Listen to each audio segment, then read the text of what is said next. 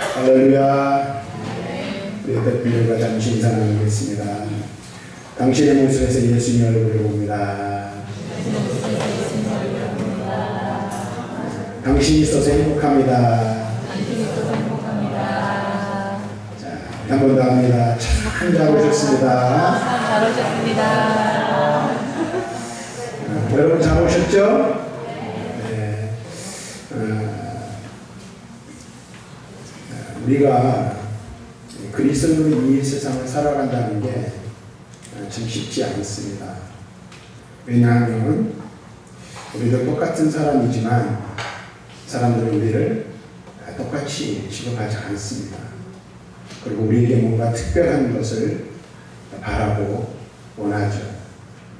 그래서 같은 삶을 살아가고 같은 공간을 살아가지만 우리가 그리스도로 살아간다는 것은 뭔가 특별한 게 있어야 하고 세상의 사람들과 뭔가 다른 모습을 보여줄 때에만 우리의 모습을 통해서 사람들이 감동을 얻고 또 우리의 믿음을 인정받을 수 있습니다. 우리가 이 믿음이라는 이야기를 할 때 믿음으로 산다는 것이 과연 어떤 것이고 과연 우리가 가지고 있는 이 믿음을 우리가 무엇으로 증명할 수 있을까? 이것은 끊임없는 우리의 고민거리인 줄로 믿습니다. 그런데 예수님께서 우리에게 명쾌하게 말씀해 주셨죠. 열매로 그들을 알지라. 좋은 나무가 좋은 열매를 맺고 나쁜 나무가 나쁜 열매를 맺게 되어 있다. 그래서 그 나무의 열매를 보고 그 나무가 어떤 나무인지 알 수 있다. 라는 말씀을 하셨어요. 제가 일전에 큰 교훈을 얻은 한 일이 있습니다. 그게 어떤 일이냐면 3년 전에 저희 앞에 사택 앞에다가 나무를 하나 갖다 심었어요. 나무를 분명히 살 때는 나무를 파는 사람이 블루베리 나무라고 했거든요. 그래서 좀 철석같이 늘었어요. 1년이 지나고 2년이 지나고 3년째 되니까 열매를 맺더라고요. 근데 올 봄에 또 산림조 앞에 가가지고 나무를 2그루를 더 사왔어요. 다른 나무상에서 블루베리 한 그루 더 사고 아로니아라는 나무를 하나 더 사다가 블루베리라는 나무 옆에 블루베리를 심고 그 옆에다 아로니아를 심었어요. 근데 보니까 올해 사온 나무도 열매를 맺었는데 이상하더라고요. 근데 우리 교회에 나오는 주일학교에 유빈이라는 아이의 어머니가 오시더니 목사님 저 아로니아예요? 그러는 거예요. 아니 내 블루베리인데요? 그랬더니 이 주인도 잘못하고 저도 잘못 싸가지고 여지껏 얼마 전까지 아로니아를 블루베리인 줄 알았어요. 근데 그 옆에 있는 아로니아로 알고 사서 심었던 나무는 뭐였을까요? 블루베리였어요. 근데 몇 개가 열려가지고 먹는데 너무 이렇게 시원하시더라고요. 뭘 보면 알 수 있어요? 저는 나무에 대해서 잘 몰라요. 무식해요. 그래서 블루베리였다 하고 말하니까 아로니아도 블루베리인 줄 알았어요. 근데 아는 사람은 열매만 봐도 이파리만 봐도 그 나무가 어떤 나무인지 알 수가 있는 거예요. 우리의 믿음을 우리가 무엇으로 증명할 수 있을까? 무엇으로 우리의 참 믿음을 나타낼 수 있을까? 예수님께서 말씀하셨어요. 열매로 할 수 있다. 우리가 어떤 열매를 맺느냐에 따라서 우리의 믿음이 증명되어지기도 하고 인정받기도 하고 그렇지 못할 수도 있다는 거예요. 또 야고보 사도는 야고보에 있어서 뭐라고 말합니까? 믿음에 반드시 뭐가 있어야 된다? 행함이 있어야 된다는 거예요. 행함이 없는 믿음은 어떤 믿음? 죽은 믿음이라고 분명히 말씀하고 있어요. 그래서 믿음과 이 행함이라는 이 두 개는요, 뗄래야 뗄 수 없는 불과 분리의 관계라는 사실을 우리는 알아야 합니다. 그런데 여기에 더 중요한 게 있습니다. 우리 예수님께서 분명히 우리의 믿음의 행함을 통해서 우리의 행해지는 열매들을 통해서 우리의 믿음이 증명되어진다고 말하고 있어요. 그런데 이런 경우도 있어요. 우리가 드러나는 이 겉으로 드러내는 믿음의 어떤 형태들이 있지 않습니까? 이 믿음의 형태들만을 가지고 우리는 거기에 붙잡힌 바 되어서 그것이 마치 전부인 것처럼 여긴다는 거예요. 다시 말하면 행함도 중요하고 그 다음에 우리가 맺어야 할 열매들도 중요하지만 본질이 상실된, 본질이 사라진 열매, 본질이 사라진 행함들은 아무 의미도 소용도 없다는 사실을 우리는 분명히 알아야 합니다. 그러므로 우리는 이 믿음의 삶을 살아감에 있어서 믿음의 껍데기도 중요하지만은 속 알맹이를 분명하게 붙잡는 것이 무엇보다도 중요하다는 것입니다. 지난 시간에 이어서 오늘 우리가 빌립보서 3장 3절의 말씀을 가지고 오늘 말씀을 전하는데, 지난 시간에 여러분 그런 말씀 드렸어요. 성령으로 봉사하며 라는 말씀 드렸죠. 성령으로 봉사한다는 것은 무엇이라고 말씀드렸습니까? 이 봉사라는 것은 단순히 일하고 수고하는 것을 말하는 것이 아니라 하나님 앞에서 드려지는 예배라는 말씀을 여러분들에게 드렸어요. 성령 안에서 성령의 인도하심을 따라 성령이 주장하시는 예배의 삶을 살아야 한다는 거예요. 그래서 우리가 나와서 주일날 온 마음과 정성을 다하여 예배하기를 힘써야 돼요. 그래 예배에 집중해야 되죠. 그래서 지난 시간에 제가 그런 말씀을 드렸어요. 예배 전에 나와서 여러분들이 앉아있는 동안에 뭘 해야 된다고 그랬죠? 예? 뭘 해야 된다고 그랬어요? 하나님, 오늘도 제가 예배의 성공자가 되게 해주십시오. 예배에 집중하게 해주십시오. 예배를 정말 하나님 앞에 나아가게 해주십시오. 뭐 하라? 기도하고 묵상하라고 그랬잖아요. 그런데 오늘은 주체가 보니까 어수선하더라고요. 예배 전 시간에 앞에 강기사님 와서 엎드리는데 이야기하지 말면서 이야기하지 말라는 얘기는 아닙니다. 그러나 우리가 왜? 예배를 잘 준비해서 하나님 앞에 온전한 예배를 써야 됩니다. 두 번째 무슨 예배를 얘기했어요? 삶의 예배를 여러분들에게 말씀을 드렸죠. 로마서 12장 1절에서 우리를 하나님이 기뻐하시는 거룩한 산 제물로 드리라고 했어요. 우리를 산 제물로 드리는 우리의 몸을 제물로 드린다는 것은 무엇을 의미한다고 했어요? 몸이 하는 모든 행동을 포함하는 거예요. 다시 말하면 몸으로 드리는 예배는 우리의 삶의 전반적인 모든 부분이 다 뭐가 되어야 된다는 거예요? 예배가 되어야 된다는 거예요. 그래서 그런 의미에서 뭐예요? 설거지 하는 것도 예배, 가서 반일을 하는 것도 예배, 또 우리 권사님 중에 또 노인 요양원에서 노인들 돌보는 것, 그것도 뭐예요? 예배. 우리가 하는 모든 것들이 다 예배예요. 그럼 그 일들을 어떻게 해야 될까? 성령 안에서 성령의 인도하심을 따라 하나님이 기뻐하시는 대로 행해야 할 줄로 믿습니다. 이게 성령으로 봉사하는 거예요. 그래서 우리 예수 믿는 사람들은요, 무슨 일을 하든지 어떻게 해야 돼요? 최선을 다해야 되는 거예요. 최선을 다할 뿐만 아니라 거기에 뭐가 돼야 돼요? 전문가가 되어야 하는 거예요. 전문가가. 왜? 그래야 멋지고 아름답게 하나님 앞에 쓰임받고 섬길 수 있기 때문에 그렇습니다. 이제 오늘 계속해서 말씀을 드리려고 하는데요, 바울은 우리에게 또 이런 말씀을 해주고 있습니다. 참 믿음의 사람은 그리스도 예수로 자랑하는 사람이라 우리에게 말해주고 있습니다. 우리는 하나님을 숨김에 있어서 오직 그리스도로 자랑해야 한다라고 말하고 있는 것입니다. 오늘 본문의 말씀에 보면 이 나눠줄 부분이 이렇게 되어 있어요. 예수 안에서 라고 되어 있어요. 곧 우리가 무슨 일을 하든지 오직 예수 안에서 자랑하고 예수님만이 우리의 자랑거리가 되어야 한다고 말하고 있는 것입니다. 이것이 참 믿음의 사람의 모습이라고 바울은 우리에게 말하고 있는 것입니다. 그리고 그렇게 사는 사람이 육체를 신뢰하지 아니하는 참 혈배파라 말하고 있어요. 이 말은 다시 뒤집어 말하면 우리가 예수를 믿고 예수 안에 거하는 예수의 사람이고 예수로 행한다라고 말하면서 뭐하는 사람이 있다는 거예요? 육체를 자랑하는 사람이 있다는 거예요. 그래서 지난 시간에 말씀드린 대로 3절 말씀에 읽었지만 그 뒤에 바울이 뭐예요? 자기 자신의 육신의 자랑거리들에 대해서 얘기하잖아요. 그렇죠? 근데 바울은 뭘 고백하고 있어요? 그 모든 것들을 다 이야기하는데 그 모든 것들 바울은 뭐처럼 여겨요? 똥처럼. 네. 여러분 화장실 가셔서 큰 일을 보시고 그거 아까워하시는 분 아무도 없잖아요. 그래요 안 그래요? 있으십니까? 네, 없어요. 근데 여러분 보세요. 그것처럼 우리의 육체적인 모든 행위들을 그렇게 여겨야 된다는 거예요. 근데 여러분 보세요. 한번 생각해 봅시다. 지금 여러분은 무엇을 자랑하고 있습니까? 오늘은 지금 무엇을 나의 자랑거리를 삼고 있는지를 한번 살펴볼 필요가 있다는 거예요. 혹시 내 물질을 자랑합니까? 가진 재산을 자랑합니까? 내가 가지고 있는 명예를 자랑하고 있습니까? 아니면 내가 가지고 있는 인생의 경력이나 신앙의 경력들을 자랑하고 있지 않습니까?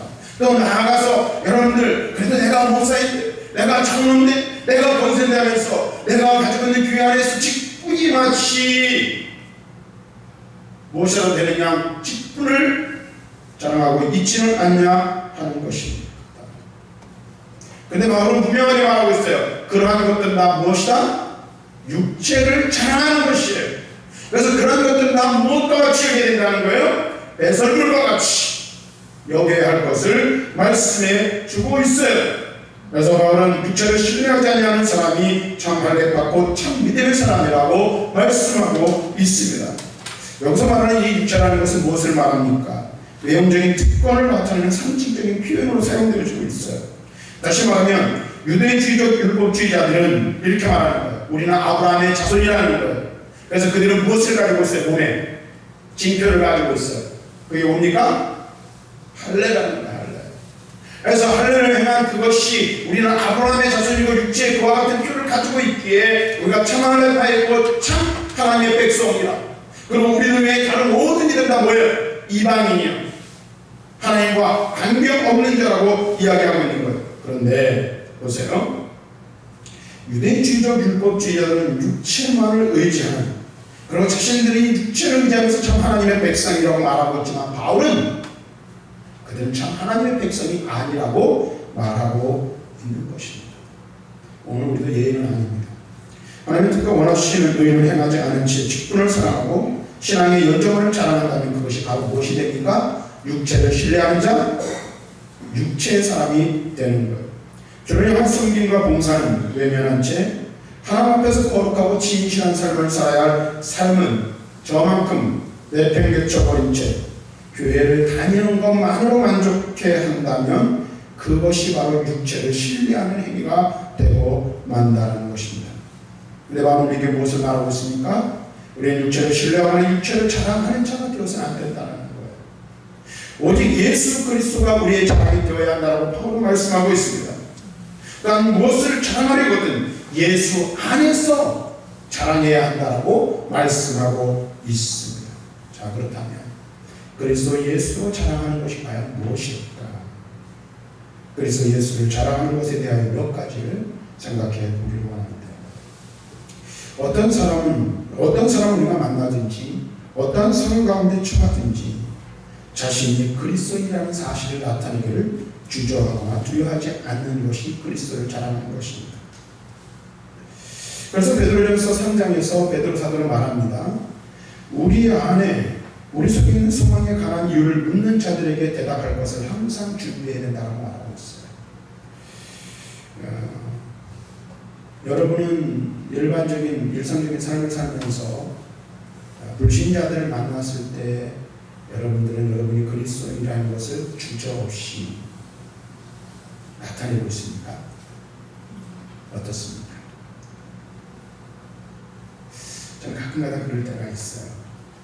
어떤 단체나 모임회를 가죠. 근데 주로 목사가 만나는 사람은 다 누구예요? 다 목사들이에요. 다. 근데 가끔가다 목사 아닌 사람들을 만날 때가 있어요. 근데 굳이 그때는 저도 내가 목사입니다 라고 말하지 않습니다. 여러분은 어떻습니까? 뭐 두 가지 양면성이 있을 수 있죠. 근데 여러분 한번 보세요. 제가 지금 여러분에게 말씀드리는 거, 내가 그리스도인인 것이 제서 말씀드리는 부끄러워서는 안 된다는 거예요. 그러기 위해서는 어떻게 해야 될까요? 그리스도인다운 말과 행동이 뒤따라야죠. 그때 우리 떳떳하게 이야기할 수 있는 것입니다. 사도 바울은 예루살렘을 방문할 때 그를 반대하던 사람들로부터 맞았어요. 그리고 거반 죽은 상태, 죽을 지경에 이르게 되었어요. 그런데 그런 상태에서도 그는 무엇을 이야기합니까? 자기가 어떻게 그리스도를 만나 구원받게 되었는지 그 경위를 설명하고 간증합니다. 우리가 그리스도인임을 자랑하는 것이 바로 그리스도를 자랑하는 것이요 그리스도로 자랑하는 것입니다. 오늘 이 사실을 분명히 알아야 돼요. 그래서 여러분들이 어디에 가든지 어느 곳에 있든지 어떤 사람을 만나든지 당당하게 떳떳하게 나는 그리스도입니다. 나는 예수 믿는 사람입니다 라고 이야기할 수 있는 저와 여러분들이 되기를 주님의 이름으로 축원합니다. 자, 그 다음에 주님을 아는 것을 가장 자랑스럽게 생각하는 것이 주님을 자랑하는 것입니다. 주님이 가장 자랑스러운 분이심을 내가 알 때 우리는 주님을 자랑하게 되어 있어. 그래 안 그래요? 여러분들이 다른 사람이 갖지 않은 무언가를 가지고 있어요. 근데 그것이 정말로 귀하고 보배로운 거예요. 그럼 어떡합니까? 물론 꽁꽁 알지 못하게 숨겨놓은 사람이 있지만 사람은 본질상 어떻게 해요? 자랑하지 않고 견딜 수 없는 이 마음이 있단 말이에요. 그렇죠? 그래야 안 그래요? 그렇지 않아요. 그러니까 우리가 주님을 가장 소중한 분으로 그 다음에 마치 보배와 같고 보석과 같은 분을 우리가 여긴다면 어떻게 해요? 자랑하지 않을 수 없는 거죠. 그러나 우리 주 예수 그리스도를 자랑하는 이 자랑스러워하는 것이 바로 주님을 자랑하는 것임을 알아야 합니다. 그래서 바울은 그리스도를 아는 지식이 가장 고상하기 때문에 자기의 모든 자랑거리를 무엇을 이겼어요? 배설물과 같이 했다는 거예요. 자기가 지금까지 살아가면서 쌓아온 모든 경력, 그 다음에 모든 학식, 이 모든 것들을 주님과 비교할 때 이건 마치 뭐가 같다는 거예요? 보배로운 보석과 배설물과 같다는 거예요. 그래서 가만하게 주님을 선택하면 무엇을 버린 거예요? 배설물처럼 더러운 것들로 다 버렸음을 이야기하고 있는 것입니다. 그리고 그것이 바로 그의 인생의 목표, 삶의 목표가 되어 표대를 향하여 나아간다고 바울은 말씀하고 있는 것입니다. 그래서 그는 그리스도와 그의 십자가에는 알지도 않겠다라고 고백하고 있습니다. 갈라디아서 6장 14절에서 뭐라고 말합니까? 그러나 내게는 우리 주 예수 그리스도의 십자가 외에는 결코 자랑할 것이 없나니 라고 바울은 우리에게 분명하게 말씀해 주고 있어요.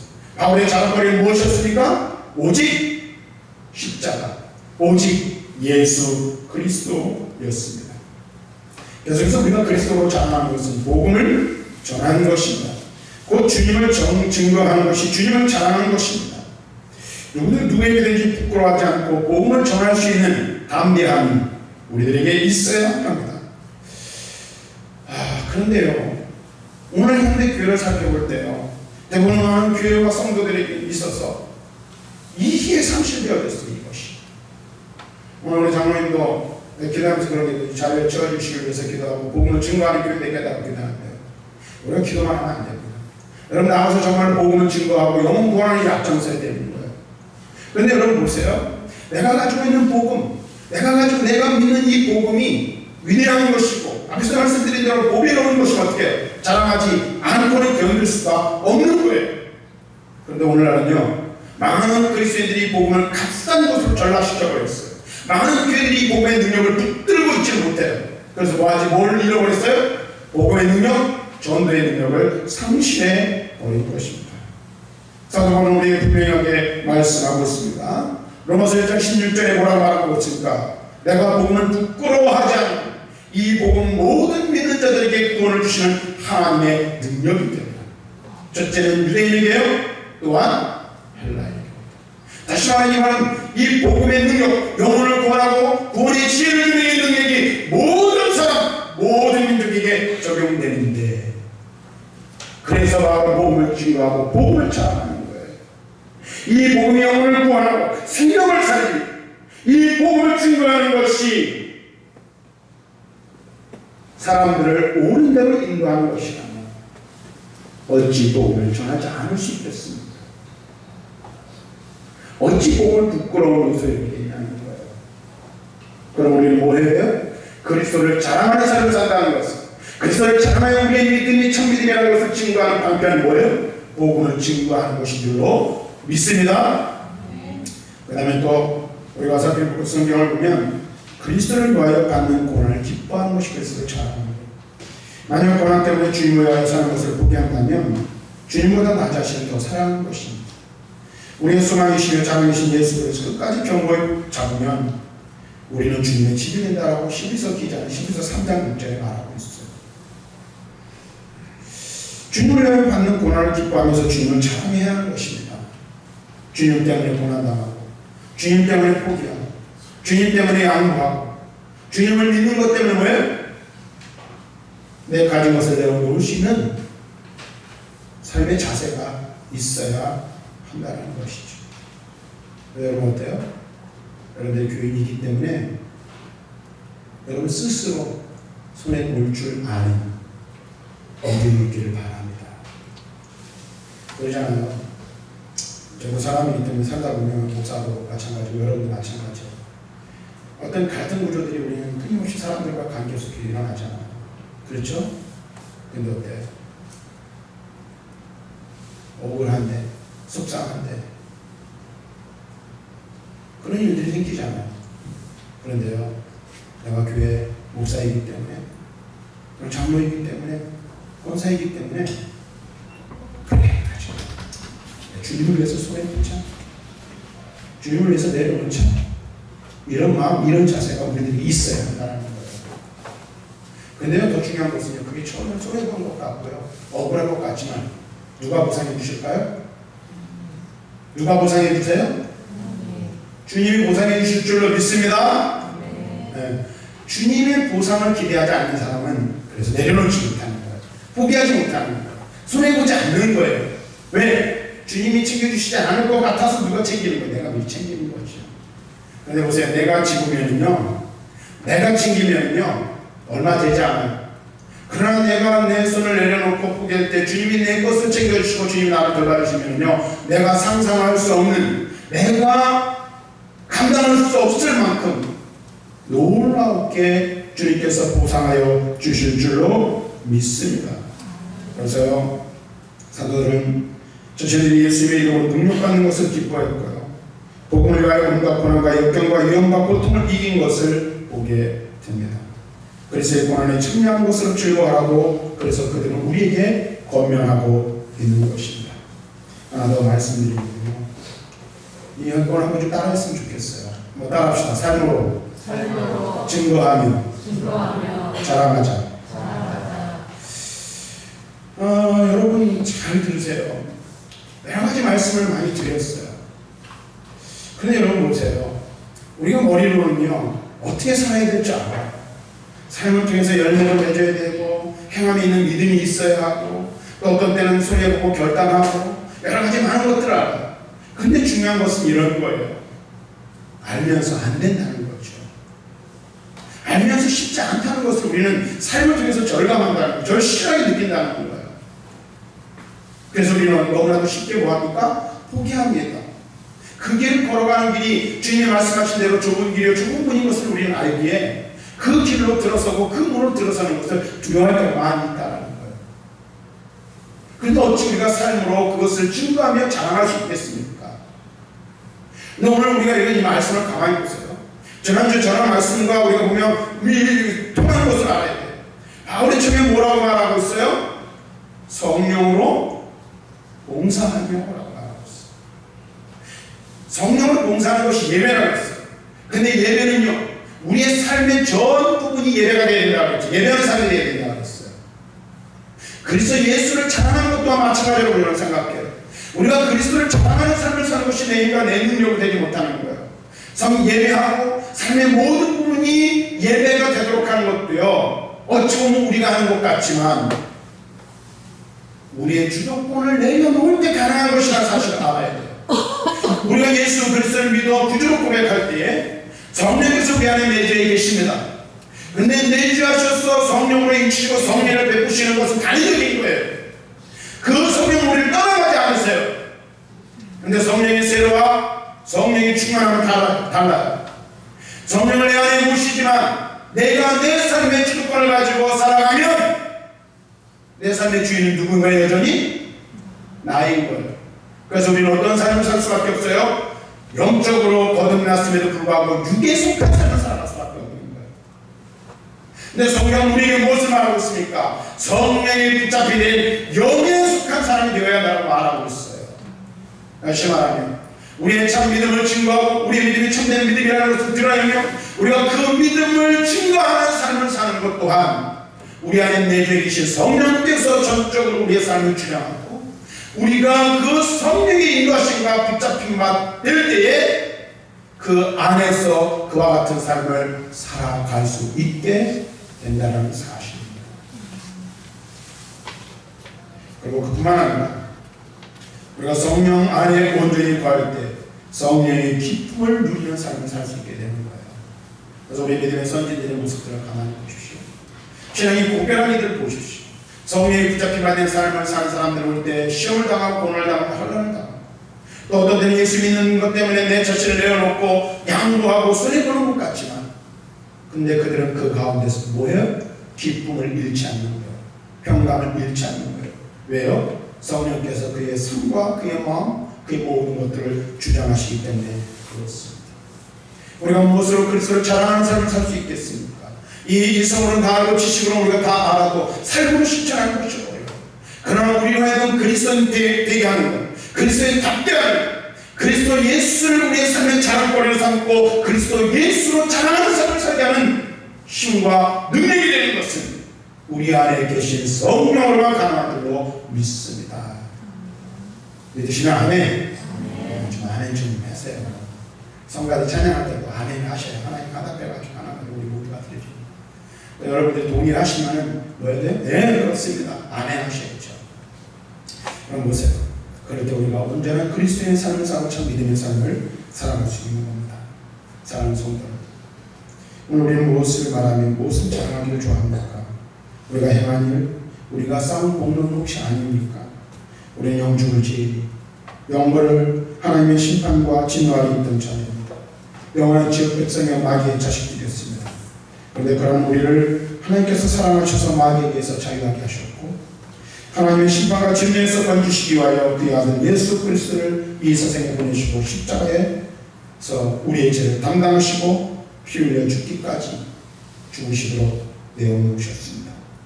예수 그리스도의 십자가의 구속이 없었다면 오늘의 나, 지금의 나는 존재할 수 없습니다. 그럼 오늘 우리는 무엇을 말해야 합니까? 오늘 우리는 무엇을 자랑해야 합니까? 무엇을 고백해야 합니까? 모든 것이 다 하나님의 은혜입니다. 예수 그리스도의 십자가 사랑뿐입니다. 라고 고백할 수 있어야 할 줄로 믿습니다. 이것이 바로 그리스도 예수로 자랑하는 것입니다.